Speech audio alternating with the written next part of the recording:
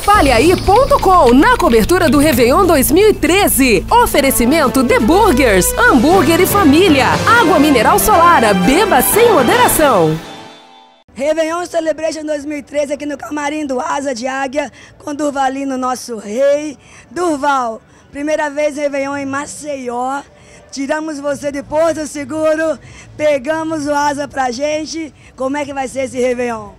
Com certeza vai ser a melhor festa, comemoração 2013 cheio de glórias, felicidades, saúde, paz e Asa de Águia no coração. Como é que vai ser o show? Dá uma prévia pra gente aí, o que é que vai rolar? Vai ser a comemoração do Asa 25 anos, gravamos um DVD aqui em Recife, pertinho.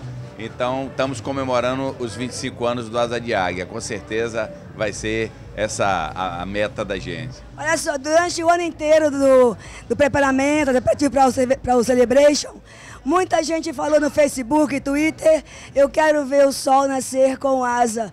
Vai rolar?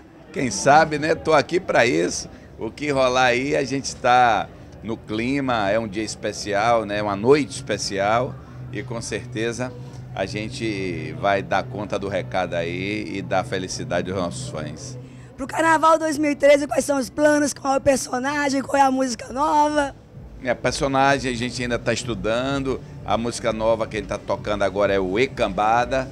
E tem muita novidade aí também. Estou fazendo algumas coisas novas aí para lançar na surpresa aí dos últimos dias aí do Carnaval, né? Para a chegada do Carnaval. E eu quero saber o que você deseja espalhar em 2013.